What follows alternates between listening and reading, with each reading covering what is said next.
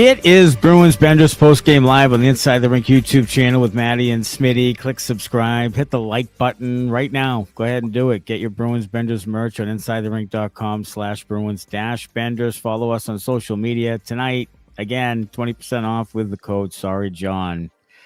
And you can get some merchandise right on the site. The Bruins, after a stellar effort last night out of nowhere, get right back to where they were. 6-3 loss tonight with a couple of horrific periods in the second and third, and we're right back on pace to stay right in that fourth spot. Yeah, we need this. This was a in essence a big win for the Bruins tonight. It was because we don't need them, climbing draft spots here all of a sudden and lowering their chance to get an impact player. We've had to suffer through this damn thing all year long, and the least they can do is pay off with the best possible draft position, and that means losing these games. And yeah, I'd like to see Pastrnak hit 100 points, and the way he's playing now, and the way Geekie's playing now, and Elias Lindholm seems to be coming around a little bit, he'll get there hopefully. But we need those things to happen in a loss like they did tonight. I'm with you.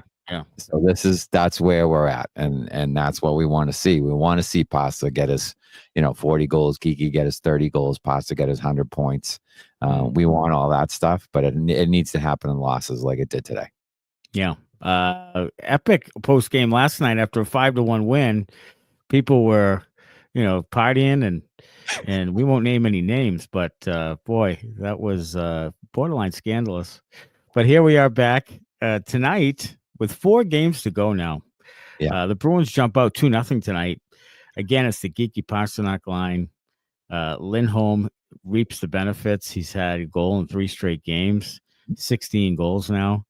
Not nearly enough to make up for all the other stuff in the 7.75 he's making over the next 8 years or whatever it is. No. So, but I'll tell you that if he can play more similar to this going into next season, I mean, this is what we should expect from him, then, maybe he can be on that line next year.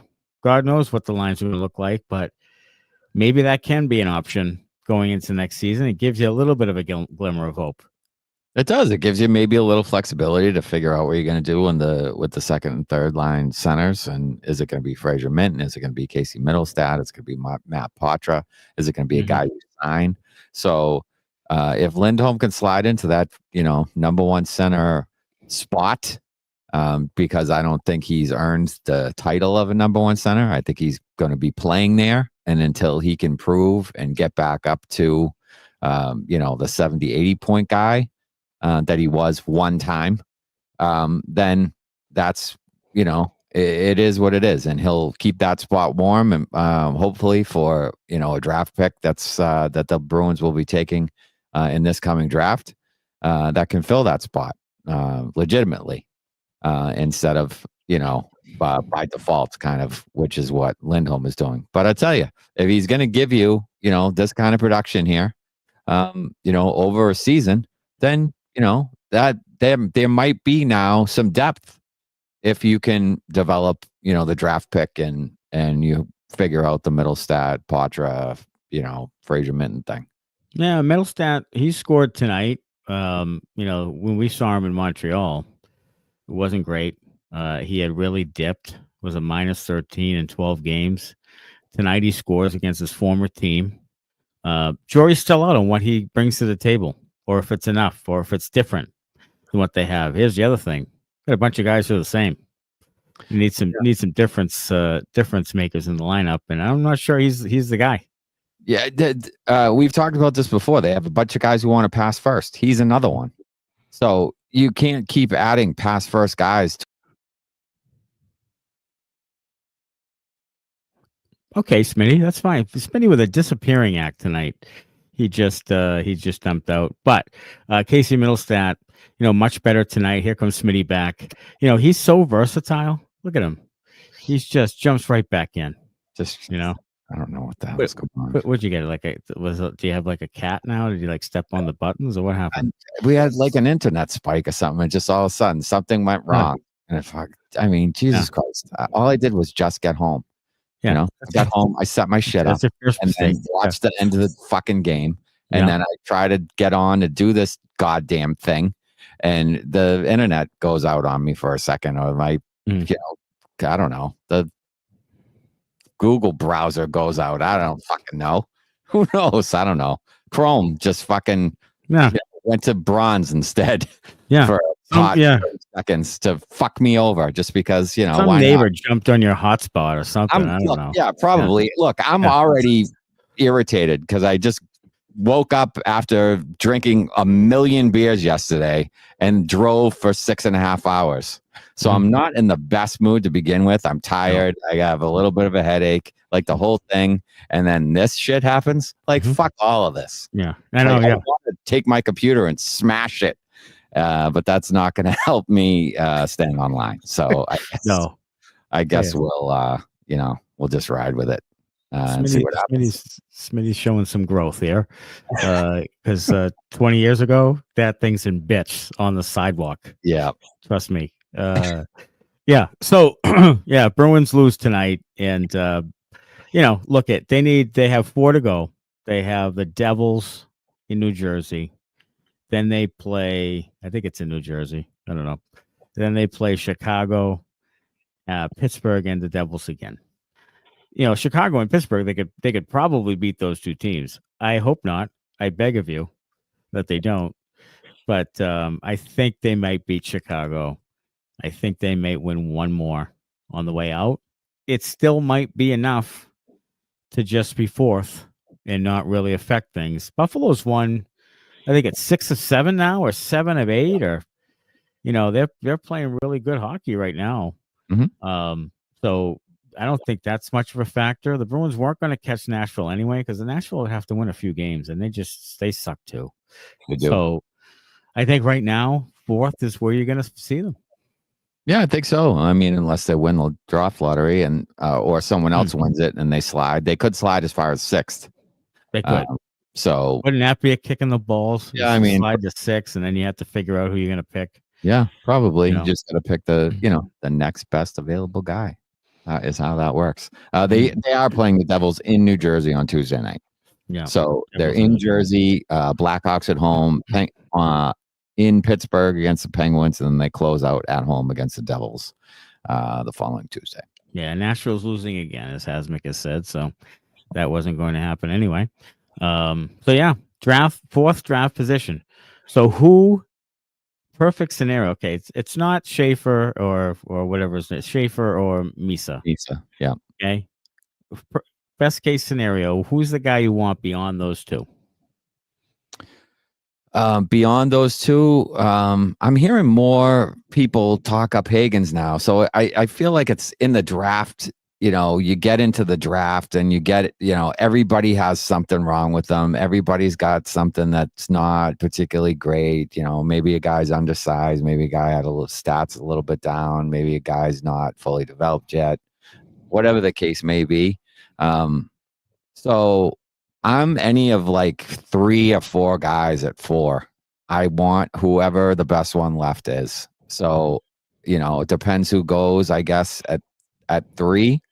But, you know, I'm looking at Hagens, Denourier, Frundell, you know, probably one of those guys, maybe Porter Martone. McQueen, I think, is a little down in my eyes. And Hagens, Hagens thing still concerns me. But a lot of people are saying it shouldn't, because he put up, you know, ridiculous points at the development program and, you know, had one of the best statistical seasons there ever. So, Frundell, I like, but then I saw his numbers against his teammate Ekholm, and his underlying numbers are worse than Ekholm's. Yeah. So that makes me concerned a little bit. He's not good off the rush at all. He's not good in transition at all. That worries me. Yeah. So there's different stuff about different guys that worry me. So I just want the best player available. I don't know enough about really any of the guys. I've just heard things, what I've read, what I've seen in highlights. And of course, the highlights all look good, usually. Sure. Of course they look good. I just want someone to fucking pan out is what I want. I want them to pick a guy who actually is good. and pans out and gives them that dynamic number one center that they have desperately needed. Yeah, and I hear you, and I want from what I hear, I think I want Frondell, but look, pick a center. Hopefully you get top 3 or 4 pick in the draft. Just pick a center, and then develop the guy. That's the other problem. I mean, they got to develop this guy, and is he going to be the first forward in the Sweeney regime who you draft, develop, and becomes an actual, plus player, a really good player? And I'm not sure they can do that either. So that's another thing that kind of scares me. Oh, sure. Yeah. You're gonna harp on the 200-foot game and hardworking, reliable.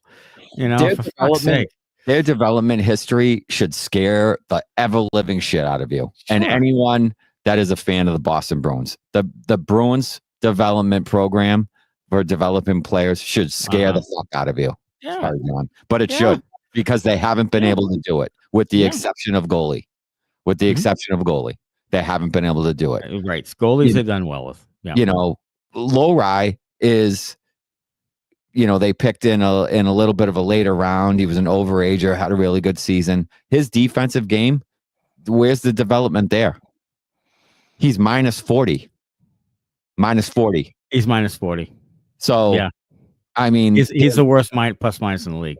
Yeah. You have talk of people saying, maybe he should be a forward. Well, that's I don't know if that. That's not. It's not the answer. But that's what I'm saying. You get to a point where his defensive's bad enough. People are saying maybe he should be a forward instead. And that doesn't bode well. That doesn't bode well at all for you, for his development or for the Bruins, the way they develop players.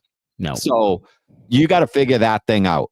Whether it's firing the whole development staff, coming up with a new plan, tailor-making plans for specific players, having more one-on-one coaching with guys, having Zdeno Chara come in and talk to defensemen, or Ray Bork talk to defensemen, or somebody with some iota of an idea come in and talk to defensemen or forwards, or maybe take the guy who can't score off the fucking power play, being in charge of the power play. Maybe you should do some of these things, small little changes that maybe will help out in the long run.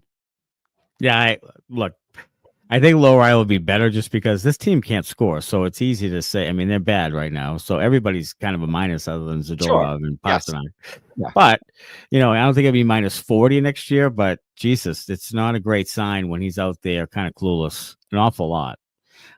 He doesn't really hit, doesn't play physically.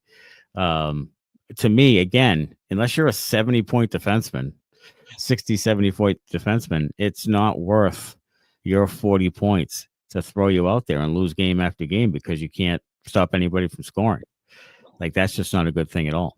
So, Lohrei is so soft. He's soft. Baby shit. People are saying it. Yeah. So like we were talking about his hits earlier in the season. At one point during the season, he had 9 hits. He had single-digit hits as a defenseman. Torrey Krug at 5'6" was much, much more of a physical player. And Krug isn't any great shakes because he's 5'6". Right. But he could put up the points on the power play, and he would try like hell. He just wasn't any good because he was 5'6". If Mason Lohrei had Torrey Krug's heart at 6'6", he would be a Norris Trophy contender. He would. Yeah. He'd be Larry Robinson, but he's not. He's Mason Lohrei. Adrienne says, wait a minute, our podcast strategy was best available. Why are we going center? Smitty wants to go best available. Just go right down the list in Central Scouting. I do. I do want to go best available. I do want to go best available. So if it's a defenseman, you take a defenseman. I mean, Matthew Schaefer won't be there. And I don't think there's a defenseman in the top 10 after that. No, there's 1 or 2 wingers, but there's like 5 or 6 centers. So you go best available. You do. And whatever Central Scouting has at 4th, that's who you take. And how about this? Are the Bruins going away from the big and heavy? Like, are they subtly just going away from that and admitting a mistake and saying, you know what, maybe we completely fucked that up, which they did, and tried to get all these big guys because size mattered to them. And slowly but surely, you start to get away from that. So you take Hagens over a McQueen or a Hagens over a Frondell, Maybe who's much bigger, then that's kind of a sign as maybe they realize their mistake.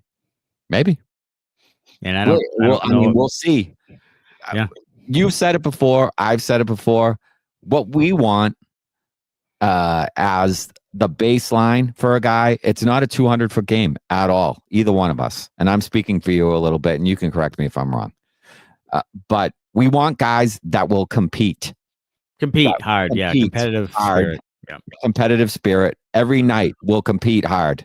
Yes. Give me guys that will compete, and we'll be fine. Mm-hmm. Give me, if we had a team full of Brad Marchands who competes his ass off every night, we'd be fine. Mm-hmm. You don't need guys that are 6'5", like Mason Lohrei, soft as shit. If you have a guy who like Brad Marchand, who's willing to do basically whatever it takes to win a game. He'll slew foot somebody, he'll lick them, he'll kiss them, he'll beat them, he'll high cross check somebody, he'll punch a goalie in the face, and he'll score and assist and win puck battles and do all those things. So give me 21 of those guys that will actually compete every single night. Hard on the forecheck, tough to play against. That whole thing that they love talking about. Go out and legitimately look for guys who fit that fucking criteria. Why doesn't Trevor Kuntar getting a chance? Everybody says he's an asshole. No one could stand playing against the guy. Give me more guys like that. Like, why does he not get an opportunity? If, you give it to Patrick Brown, who does everything the right way, and he's 200 foot. Like, who gives a frog's fat ass if he's 200 feet, if he's not competing hard all the time, or he's 31 years old and isn't a part of, your future? Give it to a guy who's 21 or 24 or 5, whatever the hell he is now. Yeah, but he'll actually compete. That's what we want. That part I don't get. Wait, throwing 32-year-olds and 31-year-olds and Vinny Lettieri is out there when they're not part of the future. Like, and right now you suck. So why is he out there? Like, I don't get that part. But the competitive, there's been too many passengers on this team the last couple of years, too many times, too many slow starts, too many, we just didn't put the effort in tonight through different coaches. It's not just the coach, like through different coaches. So somewhere along the line here, and I think it's the management that has kind of let the players off too much and given them too much rope, and there's not enough accountability. Maybe there will be more now. I don't know, because you still got guys like Johnny Beecher running out there every single night. He's going to play 77 games. How in hell did he ever deserve that? It's a mystery. It's a mystery to me. How would he ever deserve that? Tonight he comes down the left wing, typical Johnny Beecher fashion. He comes down, blazing down the wing, and literally the defenseman took a stick and just a little poke, boom, right off his stick. Yeah. That's it. There was no block the puck, get your ass in the way, try to protect the puck. Nope. No, just lost it, went the other way. He kept going. I don't know if we talked about this yesterday in a drunken stupor or if it was this morning in a hangover haze. But we talked about Johnny Beecher's hat trick. What constitutes a Johnny Beecher hat trick? Yeah, Johnny Beecher hat trick. A Johnny Beecher hat trick, we've decided, is a turnover in your own zone, in the neutral zone, and then in the offensive zone. Yeah. So he nailed that tonight. All three zones. Yeah, is the Johnny Beecher hat trick. Yeah, Beech had a hat trick tonight for sure. So there you go. Tage Thompson with a legitimate hat trick. Johnny Beecher with a Johnny Beecher hat trick, which is something that is hard to do. I think. I think it is hard to do. I don't think it is hard to do. I don't think just anyone can pull that shit off. Yeah. How about this? You have a game where the other team has 12 giveaways and you have 1 in the first period, and you end up losing by 3 goals. That's hard to do. Yeah, it is. I mean, 12-1 at the end of the first period, and then you end up losing 6-3 at the end of the night. I mean, it's what we need. It's what we need from them. Period was, again, they've had some of the most just horrendous second periods this year. I don't know if they know how to line change properly. I think that's another thing that's the fault of this team. I mean, even going back to guys who have been here forever. like Brad Marchand, in the playoffs the last couple of years. Bad line changes led to goals for the other team. Yeah. I don't think in the second period of the long change, I don't think they know how to do it properly. It's like it's almost impossible for a team that dumps the puck in so much that they don't know how to dump the puck in on a fucking line change, and it gets blocked in the neutral zone. And here comes the other team on a 2-on-0 or a 3-on-1 because we can't get the fucking puck deep when we really, really need to. We just do it when, when we don't want to play offense instead. We have an opportunity to make a pass, but no, we'll dump that in and that shit'll get deep. But when we need to actually make a fucking line change, we can't do it. I mean, it's a joke. It is. It's a joke. Sorry, John. It is a joke. Does anyone, this is Shaz Diet, does anyone believe that this management will make the right choice at the draft? Not really. I mean, I have no idea. That's why we're harping on the central scouting thing. Like, I really, really, really just need them to follow that thing. I really need them to follow that thing. I need them to follow central scouting and pick the best player available. Just do that. Yeah. So I don't have to get frustrated for two reasons. Number one, they picked the wrong guy, and then number two, they can't develop the guy. So, I want to just be pissed that they can't develop the guy. I don't want to be pissed that they picked the wrong guy and then can't develop him. Yeah, that they reached and now he sucks. I just want to be pissed about one thing. I don't want to be pissed about multiple things. Right. So, if they just go follow central scouting, that thing's out of the way. I don't have to be pissed about that. I can just be pissed about the fact that they can't develop the guy up. Yeah. Once they pick him. Yeah. That they fucked him up. Yeah. Good. Yeah, I'm with you. Yeah. The one thing is better than two in this case.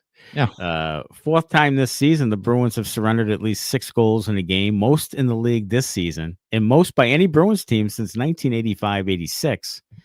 15 such games, 6 goals or more. 15 games. This broke. Yeah, I mean that's a lot. It really is the get right Bruins. It's like if you're struggling, get it right. You can score 6 to 7, and everybody can get points and feel good about themselves. It's ridiculous. Yeah, it really Andrew Peterkin. Beecher will get plenty of interest from teams looking to tank. Worst NHL player he has to be. I mean, I don't know what's his stat line this year. Was he have three goals and 3 goals and 7 4 assists or something? Jesus Christ, he's still running them out there. Michigan Mike says Matty is still bombed. Not really, actually. I got a little bit more sleep. I mean, I did okay. Drank a lot of water. You gotta drink water. Hit a Tylenol before you go to bed. Works wonders. John Beecher, 3 goals, 8 assists. There you go. -9. 3 goals, 8 assists, -9. Yeah. And 11-17. Yeah. That was kind of nice. Yeah, they haven't developed the forward since DeBrusk. Correct, Chaz. Yeah, DeBrusk. Which is a first round pick. He did have some AHL time, and they kind of did him the right way. And now, of course, he's gone. But they did that the right way. That's it. It was pouring buckets on in Montreal on Saturday. By the way, I don't know if it was. It's on the post game. Because I don't remember a lot of the post game, honestly. But it was pouring buckets. So we were at a bar basically all day long. Watching hockey. And then we took one of the listeners or tweeters. Oh yeah, Hurley's Irish Pub. Hurley's Irish Pub. Good place. On the recommendation of Liam Hendricks. No, that was a good place. And it was good. It was fun. Yeah. We had a good time there. Yeah. Liam Perkins, yeah. Liam Hendricks is the closer for the Bruins. Right. Okay. Liam Perkins. Liam Perkins. It's Liam. Zacha was that part. Right. I got Liam right. Yeah, Liam right. Yeah, Liam. Zacha was really noticeable, not on the top line tonight. Yeah, Zacha's just been not very good. I'm really interested to see what they'll do with Zacha if they'll dangle him in some way. There is a kind of an influx of centers here now. Not all good. No, they do have a lot of centers. So what do you do? And especially if their top pick might be ready for training camp or close, or maybe get a taste during the season. Like, then what? You get a lot of centers. Yeah. I mean, I feel like Zacha's been a drag on whatever line he's been on this year. just bringing them down. Yeah. So I'm with you. I don't know what the answer is with him. I don't know if you can trade him now because I don't know what you really get in return. It's a depressed asset. So I don't know what happens with that thing. But you got to get him right. You need to get him back to having a shot mentality because he has a pretty good shot. So maybe if you put him on the wing and you say, look, shoot the puck, be ready to shoot. Look what happened with Morgan Geekie because he's ready to shoot. You have a good shot. Be ready to shoot the puck. Practice your one-timers. Sure. And be ready to shoot. And, maybe they put him with a Poitras or somebody and they can develop a little chemistry and get him in places where he can get shots off. And maybe, you can figure something out there. But they do. Hasmick says the contrast from last night to today in your moods. Yeah. Last night it was, came out of the gate hot. Had some interesting conversation. Half of it I know, half of it I don't. There were some conversations about different things, and hey, it's a precursor to what the Benders off air could be. How's that? Yeah, we won't be pissed drunk all the time, but it will probably be less hockey talk and more just random, rants, random bullshit. Yeah, sure. Just a little bit about a little bit about our lives, a little bit about things that are happening, around the world. Silly news stories. A little, current events, silly things. Yeah. That we just find amusing. Stupid human tricks. All of it. Things like that. Let's see what else. Frondell says Matthew Curtis. He wants Frondell. Shaz Dyer wants Hagens or Frondell. Matthew Curtis says top two centers are Misa and Frondell, not Misa and Hagens. Looks like Frondell has jumped over Hagens a bit. But as Smitty said, people are kind of pumping the brakes on the Hagens bust thing. Yes. So we'll see what happens there. Sweens will go off the board and get a winger with a club foot, said Sean Michael. Yeah, could be. Could happen. Project. Yeah, I mean, at this point, anything's possible. I don't think you can put it by him that he's going to go off the board for somebody that's maybe not ready or not what you're really looking a guy again like Letourneau, who is like 4 years down the road. He can't get that. He's got to get a guy in this top 4 or 5 that can play at least the year after next. I feel like like in the top half of the draft, you really can't go that far off the board. Like I feel like he's going to take one of those guys. Mm-hmm. I'm just not sure it's going to be the right one. Mm-hmm. But there's a clear top 2, and then there's like the next little grouping, and then there's to the top 10. And I think anywhere from 4 to 10 could be anyone. Could be anybody. Yeah, sure. So I think he's going to take somebody within that range. I'm just not sure it's going to be the right guy, and I'm not sure they'll be able to develop him. Yeah, that's scary. Sweens wants McQueen with a broken back so bad because he's 6'5". Yeah, hopefully that size thing is not the be all end all. But it is Roger McQueen is a possibility. Let's see. Zach Hayes, Lohrei can't play defense, and he's a defenseman, which is probably an issue. Apparently, Jay Leach wasn't the guy, says Shaz Diet. Let's see. What else we have here? Zadorov probably wants to crush him through the boards himself, meaning Lohrei. He could be. I mean, Zadorov. Here's the thing about Pastrnak. So tonight they score the empty netter. The Bruins puck management with the extra attacker was horrifically bad. They let the guy get the puck and he puts it in the net. Pastrnak is the one going back, and you could see his shoulders just like big sigh, drop his head like at the end. If you watch that thing again, watch the highlight of the empty netter. He's going back and he's like, and drops his head. Like, so I'm telling you, he in the exit interview or whatever the hell they do at the end of the year, I would imagine Pastrnak's going to talk to Donnie Sweeney and be like, Donnie, what are we doing? Give me some sort of what are you trying to do, or what's going on here? Because he needs help, and it's going to be year 3 next year. Very little help. So, and I don't think, look, I think he likes being in Boston, and I think he's showed. I mean, he showed it. He's playing extremely hard. He's trying to do everything. He's been a good soldier. He's done all those things, and he's shown a lot of maturity. But he's human, and after a while, I'll be like, Jesus, I'm not doing this myself, and I'd like to win a cup, and if he's going to be 500 goals, 600 goals, 700 goals, 700 goals and no cup is much different than 700 goals in a cup or two. That puts you in a different stratosphere as far as the all timers. So sure does. I don't know. I don't think he's going to go in and ask for a trade or any of that. At least not now. But man, you're going to see more and more frustration from him.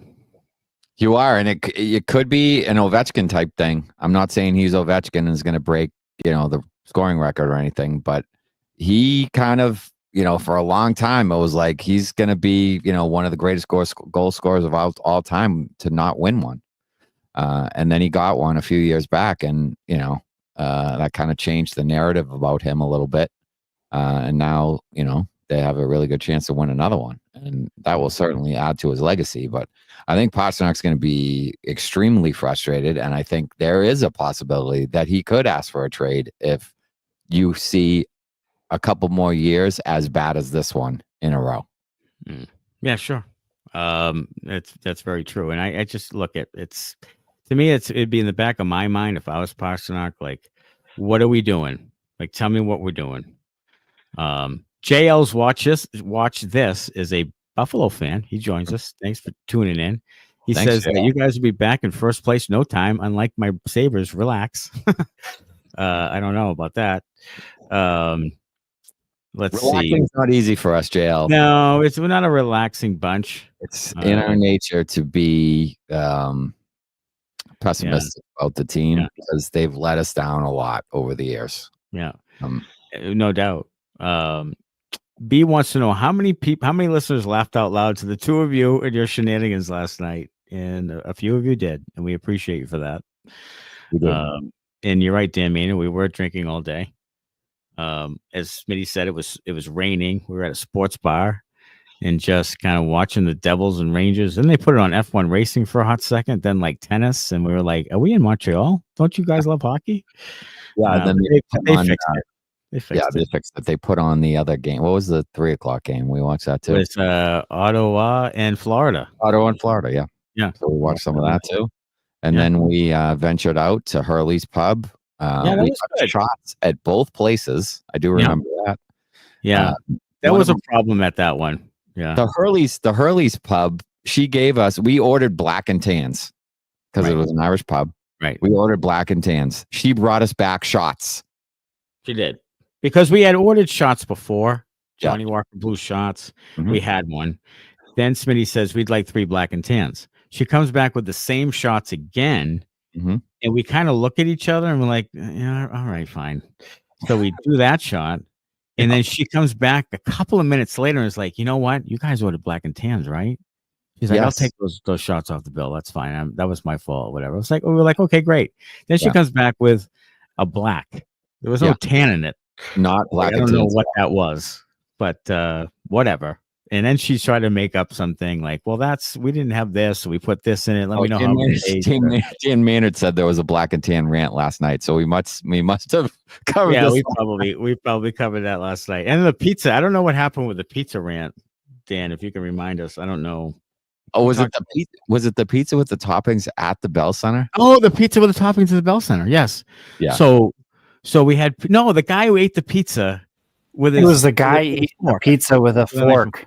Oh, the fork pizza with a knife fork. Yeah, that's what it was. Yeah, that's sitting next to us at the bar yesterday. Yeah, a cheese pizza with a fork. Pizza with a fork and knife.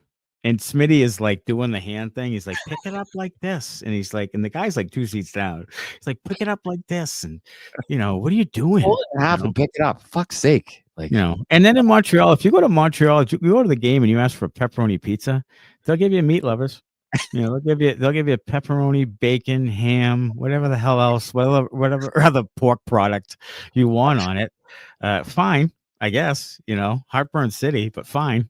But that's not what we ordered, so Well, that was that to too. be fair, she couldn't understand us and we couldn't understand her.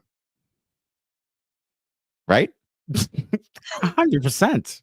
Yes. But pepperoni is probably a universal language, right? It's like a universal thing. I Let me would say hope so. pepperoni in French Canadian. I would hope Pepperoni. I mean, I don't just give me a pepperoni pizza. I don't want the other shit on it. I just look. I'm with you. I mean, it was fine. But Yeah, it was fine. It was fine. heavy. Pepperoni is legitimately pepperoni in French, though, so you're not wrong. Oh, hey, Jesus. I mean, come on. I think she was trying to say they didn't have it. How about this instead? I think that's Yeah. what she was saying. But was she saying that? And I you think were she like, was saying, we don't have pepperoni. We could give you this. yeah. Like they had And pre-made. it was like, one yeah, for her. pepperoni. Yeah, thanks. Yeah, and we we're like, Yeah. sure, yeah, okay. Yeah. And we opened it up, and it was a surprise. And it was all meats and various meats and cheeses for all the land. Mhm. Yeah. So that's what happened last Thursday night. Anyway, in Montreal, and it was a great trip. I mean, we had the downtown area reminded me a lot of Boston.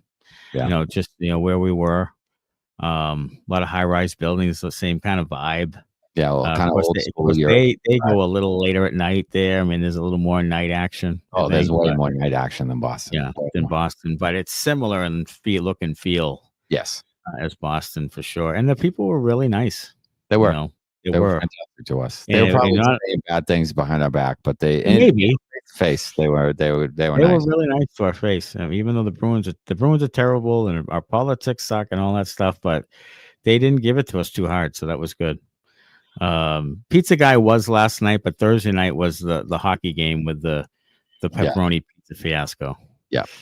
Bruins 1970 asks if we are doing another road trip next year, and I'll tell you what, producer Connor has a say in that.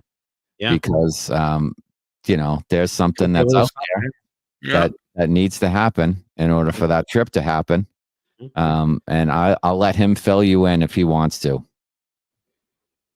The long and the short of it is we have the ability to apply for some credentials next year for the fellas to go down to the Stadium Series in Tampa Bay. And that is something that we're going to work on doing and potentially have a content house for the week and do some special shit for you guys all week long. Wow. So there it is. Now it's out. I wanted him to say it. So now it's out. It's out there. And that's February, right? It's February. The game is February 1. So if he doesn't and Inside the Rink doesn't come through, you guys as fans should really, really let them have it. I mean, really put the pressure on him so that we can take this trip, because we'd love to do some content for you guys and obviously take another road trip and be an absolute mess once again. Yeah, God willing. We might do that next year. Yeah. 4 games left. Let's lose them all. Right. Lose them all. Yeah. Get into a 4th draft position and then lottery time. And then I'll tell you what, it's almost 6 months between the last game of the season and the opener rather on October 7th. Like almost 6 months. Yeah. I have a hypothetical for you. Okay. About the draft. Okay.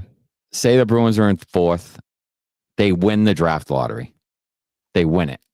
Okay. Okay. Yeah. Do they take Schaefer at 1 or do they take Misa at 1? I honestly believe in that case, you got to take Misa because you got to take that chance at the center. Like at that point, you have to take the center because you need the center so desperately. And this is really the only way you can do it. Do you know what I mean? Like Schaefer might be great, but this is the only way you can get a top flight center because they don't become available free agency much. You can't get them in trade. Like this is your chance to get a top flight center. Mm-hmm. And I think that's what you do. Okay. I mean, I think that's what I would do because again, it's about quantity. It's like about the quarterback and the edge rusher. You take the quarterback if you desperately need it and you can't seem to get it. Do you know what I mean? Yeah. Like even though the edge rusher might have 20 sacks a year, you get the quarterback because that's the thing you need. to be a top That's true. team in But the league. Bruins 1970 makes a good point. Unless Schaefer is the next Makar, like, are you willing to pass up the next Cale Makar for, it's not McKinnon, it's not McDavid, it's not Draisaitl, it's a step down from that. So, are you willing to pass up the next Makar for a guy or like down from, Barkov type? Yeah, maybe Barkov. Maybe not. Maybe Suzuki. Yeah, who knows? But it's an interesting debate. I think I'm with you because I think the need is just so huge that I think Misa has to be the guy. But they could look back and be like, "Fuck us," because they could take the wrong guy. They could easily take the wrong guy. Yeah. And Schaefer could be, Quinn Hughes or Makar or or Lane Hudson. And they could miss.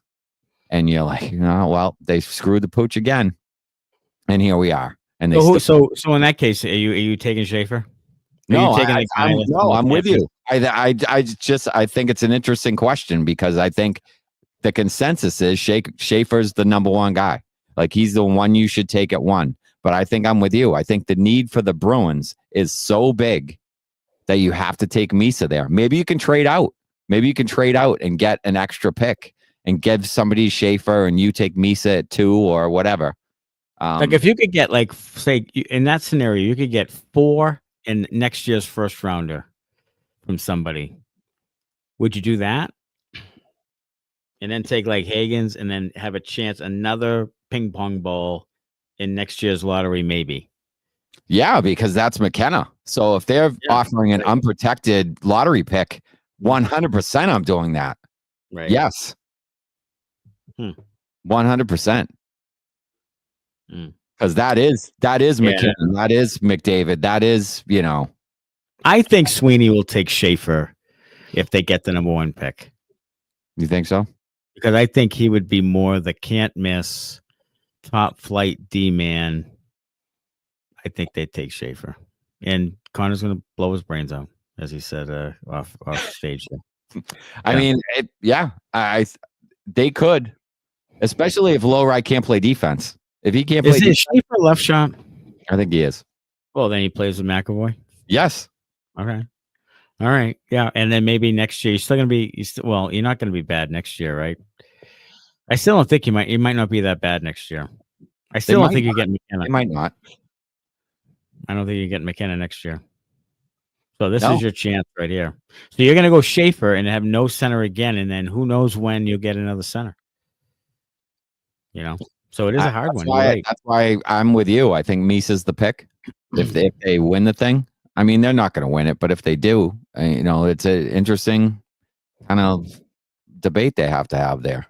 Yeah, Bruins 1970 makes a good point. Lindholm could be done as well. Hampus. So yeah, if you got Lohrei, you can't play D, and Hampus Lindholm is a shell of himself. Yeah, then maybe you do go Schaefer. Yeah, but then it's still lesser of two evils, I guess. But then you're still searching for that center. You are. So I don't know. That's a tough one. The offseason is going to be really interesting to see what they do in the draft and if they can convince any free agents to come and sign here after the season that they've had. I don't know. I'm going to say it right now. The Boston Bruins are making the playoffs next season. I don't think they will. They're in the playoffs next season. I hope you're right, and I hope I'm wrong, but I don't think they will. I think they're out again. Really? Yeah. They don't have enough. They have way, way, way too many holes to fill. Too many. Okay. Yeah. Too many holes. Okay. Mm-hmm. All right. Who do you think they get? I think it's you tell me who the top guys are. Like, I don't know who the mid-tier guys are, but the top guys are Marner, Besser, Ehlers, whatever. Do you think they get Ehlers? No. No. They don't get That's what I'm saying. I don't think they get any of those guys. Not a single one of them is going to want to come and play on this dumpster fire of a hockey team. So no, they're going to get whoever the mid-level guys are, and they're going to overpay, and you're going to lose your mind when they give, that's solid. Jeff Skinner a fucking 4 times Andrew Mangiapane and a half. Yeah. yeah, Going to be somebody like that, and you're going to lose your mind, and that's who it's going to be. And it's not going to be enough. It's not going to be enough. Dan Mader makes a good point about Misa could be the step they need to show Pasta they're trying. 100%. Yeah, that's probably another aspect. Yes, they need to have a plan, and they need to let him in on it. Mm-hmm. This is what we plan to do. We're going to take a center here, so that we have a top young pivot going forward. We're going to go after such and such and such and such in free agency, and they need to tell him this is what our plan is. Because it would be cool if they did that, because then they actually would have a plan. Like if they have to make a plan up to give it to David Pastrnak, then they'll actually have a plan, which is a good start because now they don't have one. So having to make one for Pastrnak might actually make them think about, these are the things we really need to do to get better. And they might actually start to implement some of those things. It would be a nice change, really. So here's the thing. Do you like Misa, Poitras, Lindholm down the middle?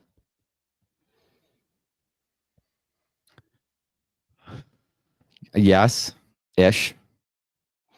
So Misa, Poitras, Lindholm could be the. I said it before. You don't win with young guys, so yeah, that's great. That's great. But as building blocks, is that as building blocks? Yeah, I mean, do I love it? No, not really. I don't really love it. Don't forget you get Kastelic locked up. I'm not sure what Poitras is yet. Yeah, don't forget you get Kastelic locked up for 3 years. So thank Christ. Thank Christ. Well, then you also have Casey Mittelstadt and Fraser Mint. Like, what are you doing with all these guys? What are you doing with these guys? I'm telling you, that's what I'm saying. That are meh. They're fine. That's what I'm saying. I think Zacha could be a guy they deal. If they believe in Minton, Zacha could be the guy they deal. Well, they don't even have. You didn't even list him as a center. That's true. I want him on the wing. I don't want him at center. So I don't think he's very good. Wing, it's fine. If he plays the wing, it's fine. And he's got a decent contract. Yeah. So maybe he's a winger, and you got Mittelstadt as a third line center. Then what do you do with Poitras? Does Poitras play the wing? No. I don't love Poitras on the wing. I would rather put Mittelstadt on the wing, honestly. He's a little bit bigger. I know he likes to handle the puck through the middle of the ice, but he's about as bad as can be. Like he's Mason Lohrei-esque as a center in his own zone. Yeah. Casey Mittelstadt. I'm telling you right now. He would be like you or me out there skating the way we can skate now, trying to defend as a center. Yeah. That's Casey Mittelstadt in his own zone. As much as I love my game, that's not solid. Poitras. So here, one of Poitras, Mittelstadt, Zacha have to go this offseason. We just have too many because now you get Minton. You just have too many guys. You do to you and me. But they're going to move those guys to wing. Yes, because that's their MO. They love to have centers. If they could have 12 centers, they would. And it's the wrong approach because we've talked about it before. Centers have not grown up playing their whole life on the wall. So when it comes time to make plays out of their own end from the wall, they don't have the practice to do it. And they turn it the fuck over. Yeah, they don't win battles. That's why they don't win battles. That's why they don't win battles. No. That's true. So I think next year you could see Zacha and Poitras on the wings. Because they need wing help too. They need help everywhere. That's what I'm saying. They're not good enough. They won't be good enough next year. They won't be. Even if you're penciling Matthew Poitras in right now as your number 2 center next year, you're in big trouble. Yeah, you are. No, you're right. You are. I don't know what they're going to get out of Poitras. I don't. Yeah, I wish I knew. I really hope he turns into, like you said, like a Mike Ribeiro. Give me 21 goals and 51 assists and be a pain in the ass. Like I hope to Christ that's his ceiling. And that's what he becomes. I have trouble believing it though. I do. I just he hasn't done enough. And maybe it's the talent around him. So I can't fault him for that because they're playing him with assholes and they're not letting him actually play through mistakes like they're certainly letting Mason Lohrei do. So, they need to give him a legitimate chance with good players and see what happens. And he's produced a little bit, but he's also, had moments where he kind of disappears. Now, is that because he's a little bit smaller and he's a little slight? Maybe. If he can put some weight on and strength, maybe he'll be fine there. But I think the jury's still out on that thing. Yeah, and I do too. And I think people want, obviously, him to be great. And there was a lot of hype. Well, he's the only good prospect you had. Yeah, so, you had to. You were desperate. You throw all your hopes on the fucking kid, like he's the savior, Jesus Christ, and like he can't control that. But Bruins fans need somebody to latch onto, and he's the only one because the rest of your prospect pool, thanks Sweens, fucking sucks. Oh, it's terrible. Yeah, it's awful.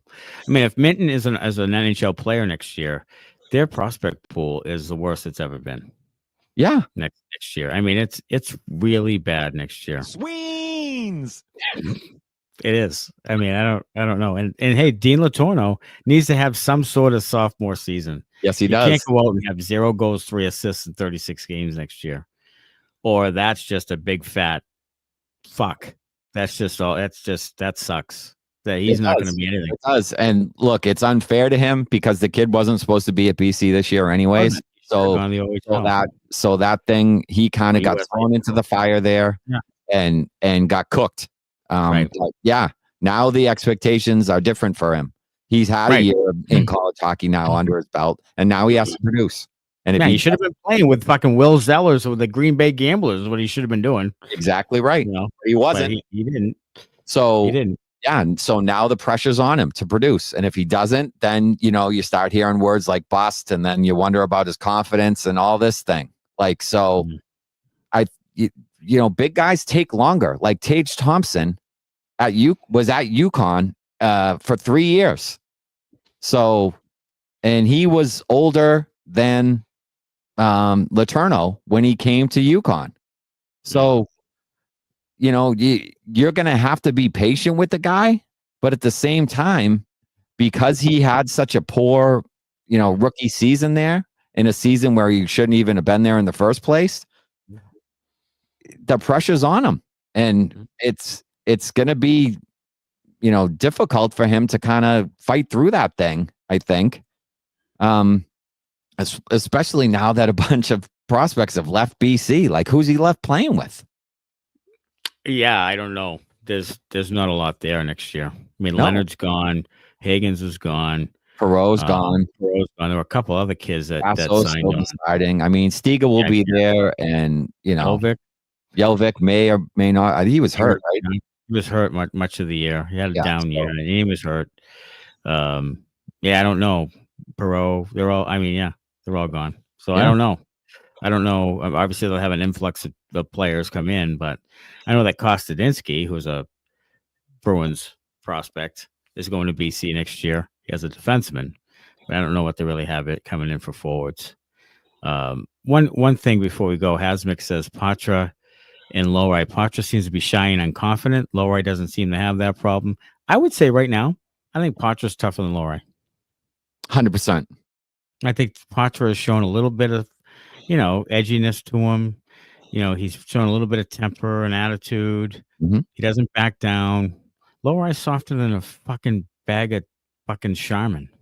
Yeah, I mean, Poitras was willing to, get into scrums and mix it up a little. Like, you don't see Lohrei doing that at all. No, Poitras does. I mean, Poitras's going to get in there. He's going to get his ass kicked, but he sticks his nose in there. I mean, that was part of the reason he stuck out of junior hockey, is because he was going into the corners and somehow, as a 5'10", 168-pound kid, coming out with the puck.